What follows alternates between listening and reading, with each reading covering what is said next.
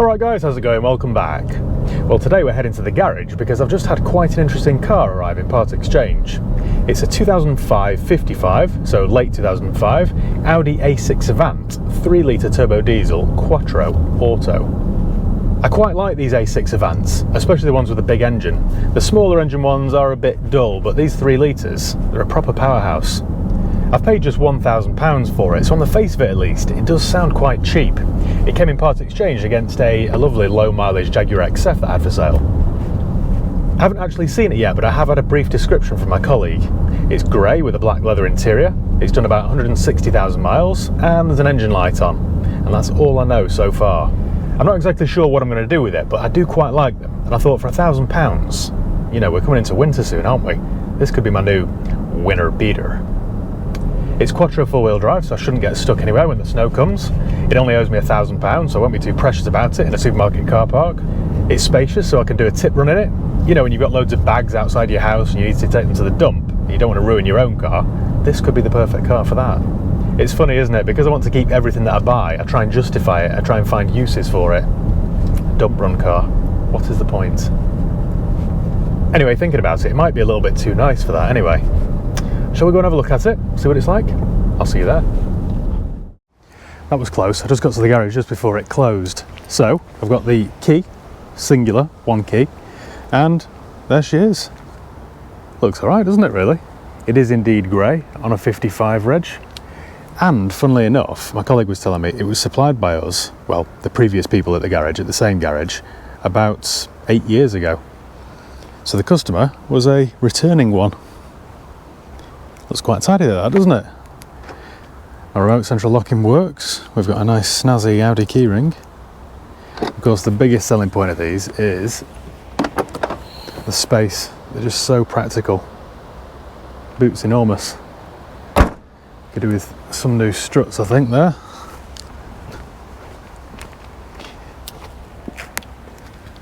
Tyres look quite meaty, don't they? That's a Michelin. Wheels scuff, but I think this is one of those cars that would clean up quite well once the headlamp's buffing, doesn't it? Oh no. Just walked right into a puddle of my new shoes. It's like that scene from Groundhog Day, isn't it? Phil? Ned Ryerson. Where was I? I mean, you know, bear in mind this is an 18-year-old car. Bodywork looks quite good. There's a little bit of corrosion there on the outer edge there of the sill, but again quite tidy. And another Michelin on this side. We've got matching Michelins. Bit of a tongue twister, isn't it? I'm quite pleased with that. For £1,000, that's sticking out there a little bit. We've got little bits of corrosion there, but not too bad. The thing that I was most concerned about though was the engine light. I mean, it's £1,000, I'm not that worried about it, but I'm intrigued to see what it is. Inside's not bad, we've got a full leather interior. This would clean up quite well. I was told it'd done 160. Maybe I misheard, it's actually done 151,000 miles. I mean, again, it's not particularly high, is it, for this age of car? It's quite a good spec. We've got heated wing mirrors here. What else? That's about it. I hope this drives well though, because they're quite nice cars, these. That 3-litre diesel engine does pull like a train. It's Quattro as well. That's a good option. We've got heated seats. It's just very grubby. Look at the muddy footprints there. Got a collection of air fresheners there. Very nice. And it does smell quite doggy. It's got a certain je ne sais quoi. For a 2005 car, this must have felt like a spaceship when it was new. Got one cup holder there. Cigarette lighter has been used a few times. Yeah, all this infotainment system here was probably very cutting edge. We've got some evidence of some rolling tobacco in there. A lead there for a phone.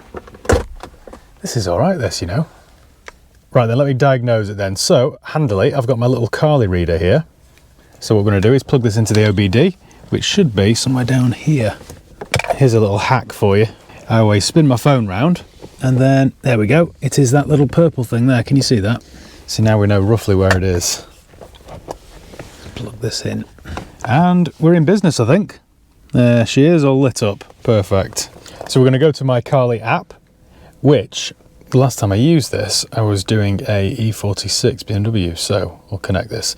Plug in the scanner to the OBD port. We've done that. Turn on your vehicle's engine. Sounds all right. These can suffer with dodgy timing chains. The timing chain on the 3-litre diesel is right at the back of the engine, so it's an engine out job. This is a 2005 A6. There we go. Connect. Now we're cooking. This will tell us all about the car and we'll be able to diagnose any faults that it's got. And we'll be able to work out why the pesky engine light's on. This will tell us about the car's issues. Now I suspect could be timing chain related. The other common issue with this engine was, I think, swirl flaps.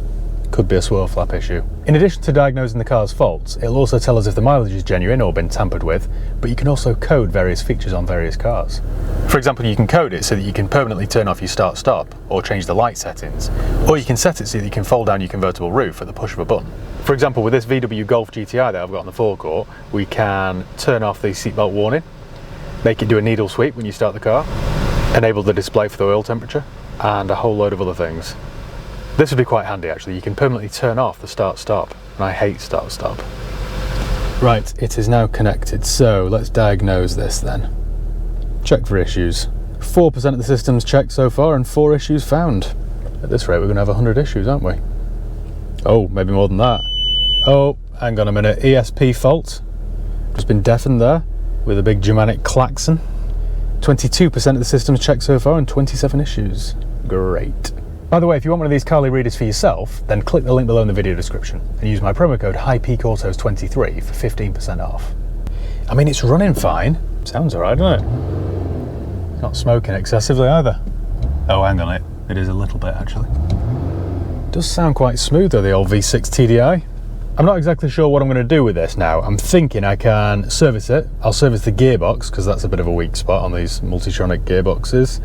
Buff the headlamps, give it a good valet, maybe spend £350 on it, and it might be worth £2.5 this car. Maybe. We'll see how serious this engine light issue is. Right, we're ready. So, show results. Found issues 27, ECUs identified 13, Smart Mechanic Guides 9. Right. This rates the issues as well. So in red we've got very bad, obviously green's good. So we've got 27 very bad issues, okay. 4 issues with the engine. Glow plug, cylinder 6, interruption. We've got an issue here with the fuel system pressure. Okay, doesn't sound great, does it? This issue then with the glow plug on cylinder 6 reacts immediately. Then the fuel system pressure, it says be careful. We've got another issue here with the fuel, so mixture implausibly too rich, moderate. Okay, signal too high. Let's clear all these codes then. There we go. Voila. And I can set this to remind me in 3 days. We'll close this for now then. What are my issues with this? Knock sensor, right, that's an issue. Low heat output, ignition coil, intake manifold flat motor. That's what I was talking about. Not swirl flaps, sorry, that was BMW's. This is what I was talking about. That's quite a common issue, and it can be £1,000 to do that job. I've had it done before on this engine. Not this car, but this engine on an Audi A4, I think it was. Yeah, right, okay. This isn't great then, is it? The trouble is with this kind of age and value of car, it's not really worth fixing, and that's the problem really. I'll tell you what, let's clear the instrument cluster. Right. There we go. Done. So it isn't due another service for 290 days. That's all very good. So thanks Carly for sponsoring today's video. Don't forget to use my promo code HighPeakAutos23 for 15% off. Well, I think the best thing to do now I've knocked the engine light off is take it for a quick spin and see if it comes back on immediately. If it comes back on immediately, then we know we've got a serious issue. On the bright side though, at least the seller told us about it. I haven't been deceived. It's got sat nav this and everything. You know what, in its day, this was some car, wasn't it? Do my windows work? Yeah, they do. Well, I'm starting to think that this might actually have a full tank of fuel because not only does the gauge say full, but it's also telling me I've got 575 miles of range left. Okay then, right. Disengage the handbrake. Let's see how smooth this gearbox is. My guess is not very. Straight away, it's quite responsive. You only need to tap the accelerator and you're pinned. There's loads of torque with this engine. It's a really good motorway cruiser. Oh yeah, she flies. Well, it's changing gear all right so far. We're already in third. Sometimes as well, the actual change down can be quite clunky and clumsy. But this seems to be all right. Let me go, you let me go, cheers, thank you. So far so good. The steering's nice and light. They are overly assisted on this era of Audi. Which, I mean, it isn't a sports car, is it? Just makes it easier to use on a daily basis. Oh yes. Oh, no. It was a James Bond style smokescreen then when I floored it. If you've ever had one of these, let me know in the comments below, because I really like them. The 3-litre auto Avant is just a really good workhorse. Considering it's done 150,000 miles as well, it feels quite tight. It doesn't knock over bumps either, it all feels quite tight. We're probably coming up to 2 miles now, my engine light's not on. That's good, isn't it? I think what I'll do first then is take it for a quick mini valet because it is quite grubby. Then I suppose I'll take it down to my mechanic and get them to service it and see if they can't fix this engine light issue, if it comes back on, which I suspect it will. Then I guess buff the headlamps, give it a valet, and try and get rid of it, I suppose. This isn't something that I'll be selling off the forecourt, by the way. It's not good enough for that. But there is still some life left in it for the right person. And that's the key part really, finding the right person for it. I think I'll probably service the gearbox as well. For what it'll cost, at least I know then that it's been done. I know it's a cheap car, but at least then if that's been done and the engine's been serviced, it might last somebody 2 or 3 years. Well, still no engine light. I don't want to jinx it. Changing gears all right. Oh, it's got the paddles too, right. We're in third. It's a 6-speed auto. Now we're in fourth. Changes all right. I would say my air conditioning's working as well, which I really didn't expect for a car of this age and value. Yeah, ice cold. Who'd have thought it?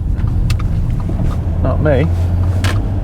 Oh, look at that. You don't see that every day here, do you? An Escalade. You know what, this drives really well. It's actually quite quick. I think if I were to give this a full engine service, it might stop the smoke under acceleration. It's probably just choked up from driving around town all day. New fuel filter and air filter wouldn't hurt, would it? Right, well I could drive around aimlessly all day waiting for my engine light to ping back on, but I shan't. I've got other things to do. So, I'm going to crack on with this, take it for a quick wash, and I'll catch up with you in a few days' time. Cheers, guys. And we're back in my very cheap Audi A6 Avant, and I haven't done an awful lot to it, but I'm still really pleased with it. I think it looks really good. This might just be another car that I've rescued from the brink. I mean, bear in mind I only paid £1,000 for it. I think it genuinely looks like a £5,000 car. Don't worry, I'm not going to actually try and get £5,000 for it. It's not worth that in a million years, but to look at it parked up or in passing traffic, it certainly looks like it's worth more than £1,000 anyway. After we last spoke then, I took it straight down to my mechanics for a full engine service and a general check over.